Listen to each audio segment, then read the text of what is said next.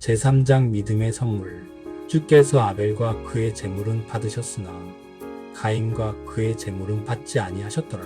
창세기 4장 4절 5절. 성경을 깊이 탐구하면 우리는 위 구절에서 문자 그대로의 의미보다 훨씬 더 깊은 뜻을 발견하게 됩니다.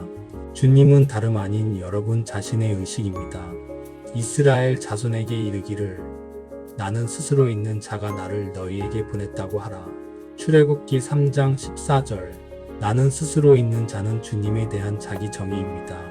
주님의 손자인 가인과 아벨은 여러분 자신의 의식이 가진 두 가지 구별되는 기능을 의인화한 것일 뿐입니다.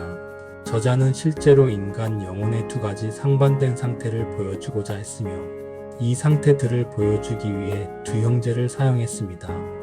이 두 형제는 모든 사람이 가지고 있는 세상에 대한 두 가지 뚜렷한 관점을 나타냅니다. 하나는 감각에 제한된 지각이고 다른 하나는 세상에 대한 상상적 관점입니다. 첫 번째 관점인 가인은 겉모습에 대한 수동적 굴복이며 외부 세계를 기반으로 한 삶의 수용입니다.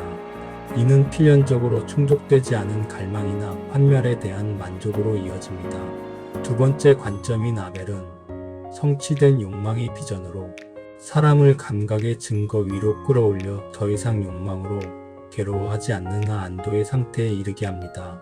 두 번째 관점에 대한 무지는 불타는 영혼입니다. 두 번째 관점에 대한 삶은 성취된 욕망의 천국으로 날아가는 날개입니다. 와서 내 빵을 먹고 내가 섞은 포도주를 마시라. 어리석음을 버리고 살아라. 잠언 9장 5절 6절. 히브리서에서 저자는 아벨의 제물이 믿음이었다고 말하며 이렇게 밝힙니다. 믿음이 없이는 하나님을 기쁘시게 할 수 없느니라. 히브리서 11장 6절. 믿음은 바라는 것들의 실상이요 보이지 않는 것들의 증거니 믿음으로 모든 세계가 하나님의 말씀으로 지어진 줄을 우리가 아나니 보이는 것은 나타난 것으로 말미암아 된 것이 아니니라. 히브리서 11장 1절 3절. 가인은 감각의 증거를 제물로 바치는데 의식인 주님은 이것을 거부합니다. 왜냐하면 이 선물을 미래의 틀로 받아들이는 것은 현재 상태를 영원히 고정하고 영속화하는 것을 의미하기 때문입니다. 병든 사람은 계속 병들고 가난한 사람은 계속 가난하고 도둑은 계속 도둑이고 살인자는 계속 살인자로 남아 구원의 희망이 없게 됩니다. 주님, 즉 의식은 이러한 수동적인 상상력의 사용, 즉 가인의 선물에는 관심이 없습니다. 그분은 아벨의 선물, 즉 자신과 타인을 위한 능동적이고 자발적이며 사랑하는 상상력의 행사를 기뻐하십니다. 약한 자도 스스로 이르기를 나는 강하다 할지어다. 요엘서 3장 10절. 사람은 겉모습을 무시하고 자신이 되고 싶은 사람이라고 선언해야 합니다. 감각이 죄를 드러내는 곳에서 아름다움을 상상하고 애통함을 증언하는 곳에서 기쁨을 상상하며 가난함을 증거하는 곳에서 부유함을 상상해야 합니다. 오직 이러한 능동적이고 자발적인 상상력의 사용을 통해서만 사람은 들어올려지고 에덴이 회복될 수 있습니다. 이상은 항상 육화되기를 기다리고 있습니다. 하지만 우리 자신이 이미 우리가 구현하고자 하는 존재라고 가정함으로써 그 이상을 주님, 즉 우리의 의식에게 바치지 않는다면 그것은 탄생할 수 없습니다. 주님은 우리의 꿈과 조화를 이루도록 세상을 빚어내기 위해 매일의 믿음의 어린 양을 필요로 합니다. 믿음으로 아벨은 가인보다 더 나은 제사를 하나님께 드렸느니라. 히브리서 11장 4절. 믿음은 보이는 사실을 보이지 않는 진리를 위해 희생합니다. 믿음은 가정이라는 매개체를 통해 보이지 않는 상태가 보이는 사실이 된다는 근본적인 진리를 굳게 붙였습니다. 보이지 않는 것을 믿는 것이 아니라면 믿음이 무엇이겠습니까? 성 아우구스티누스. 최근에 저는 보이지 않는 것을 믿는 믿음을 가진 사람의 놀라운 결과를 관찰할 기회가 있었습니다. 한 젊은 여성이 저에게 자신의 언니와 3살 난 조카를 만나게 해주었습니다. 그 아이는 맑고 푸른 눈과 유난히 고운 흠 없는 피부를 가진 건강한 소년이었습니다. 그러고는 그녀가 이야기를 들려주었습니다. 태어났을 때 그 아이는 얼굴 한쪽을 덮고 있는 크고 보기 흉한 점을 제외하고는 모든 면에서 완벽했습니다. 의사는 이런 종류의 흉터에는 아무것도 할 수 없다고 조언했습니다. 많은 전문의들을 방문했지만 그의 말만 확인되었을 뿐입니다. 이 판결을 듣고 이모는 자신의 믿음을 증명하는 일을 스스로 맡았습니다. 감각의 증거로는 부정되지만 끈질기게 지속되는 가정은 사실로 굳어진다는 믿음이었습니다. 그녀는 아기를 생각할 때마다, 그리고 그것은 자주 있었는데, 상상 속에서 흉터의 흔적이 전혀 없는 완벽한 얼굴을 가진 생후 8개월 아기를 보았습니다. 이것은 쉽지 않았지만 그녀는 이 경우 그것이 하나님을 기쁘게 하는 아벨의 선물임을 알았습니다.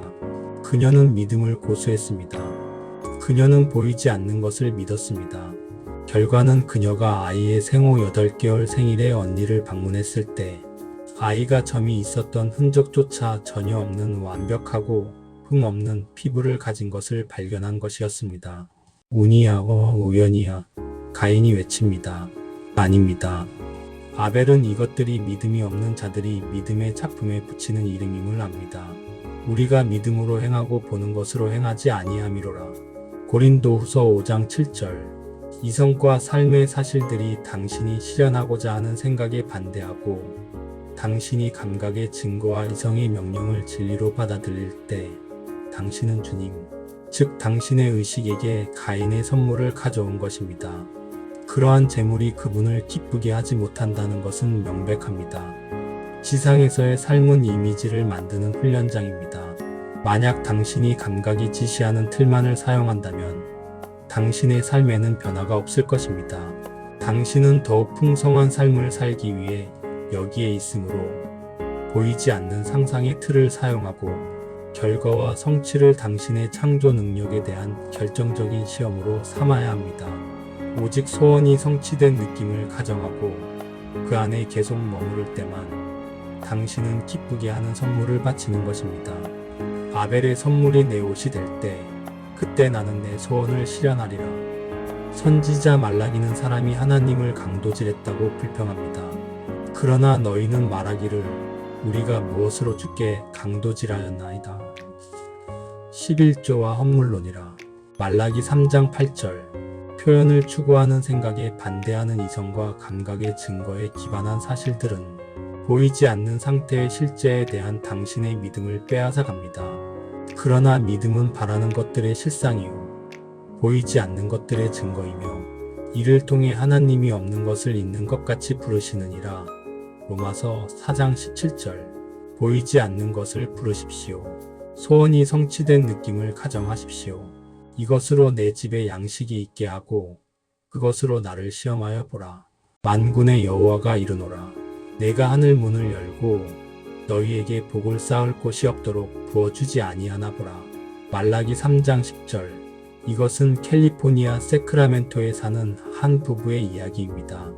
그들은 감각의 증거를 받아들이기를 거부했고 외관상 상실에도 불구하고 강도질당하기를 거부했습니다. 아내는 남편에게 매우 귀중한 손목시계를 선물했습니다. 그 선물은 그가 그것에 부여한 감정 때문에 가치가 2배가 되었습니다. 그들은 시계와 관련된 작은 의식이 있었습니다. 매일 밤 그가 시계를 벗으면 그녀에게 주었고 그녀는 그것을 서랍장의 특별한 상자에 넣어두었습니다. 매일 아침 그녀가 시계를 꺼내 그에게 주면 그가 착용했습니다. 어느 날 아침 시계가 사라졌습니다. 두 사람 모두 전날 밤 평소의 역할을 했던 것을 기억했으므로 시계는 잃어버리거나 잘못 둔 것이 아니라 도난당한 것이었습니다. 그때 그들은 그것이 정말로 사라졌다는 사실을 받아들이지 않기로 결심했습니다. 그들은 서로에게 말했습니다. 이것은 우리가 믿는 것을 실천할 기회야. 그들은 상상 속에서 시계가 실제로 있는 것처럼 평소의 의식을 행하기로 결정했습니다. 상상 속에서 매일 밤 남편은 시계를 벗어 아내에게 주었고 그녀는 상상 속에서 시계를 받아 조심스럽게 넣어두었습니다. 매일 아침 그녀는 상자에서 시계를 꺼내 남편에게 주었고 그는 차례로 그것을 착용했습니다. 이것을 그들은 2주 동안 충실히 했습니다. 14일간의 기도 후 한 남자가 시계를 알아볼 수 있는 세크라멘토의 유일한 보석상에 들어갔습니다. 그가 보석 감정을 위해 내놓았을 때 가게 주인은 그가 착용하고 있는 손목시계를 알아챘습니다. 보석을 더 자세히 살펴봐야 한다는 구실로 그는 안쪽 사무실로 들어가 경찰에 전화했습니다. 경찰이 그 남자를 체포한 후 그들은 그의 아파트에서 1만 달러 이상의 도난 보석을 발견했습니다. 보는 것이 아닌 믿음으로 걸음으로써 이 부부는 그들의 소원인 시계를 되찾았을 뿐만 아니라 영원히 잃어버린 것처럼 보였던 것을 되찾는데 많은 다른 사람들을 도왔습니다. 만약 누군가가 자신의 꿈의 방향으로 자신 있게 나아가고 자신이 상상한 삶을 살기 위해 노력한다면 그는 평범한 시간에는 예상치 못한 성공을 만날 것이다. 서로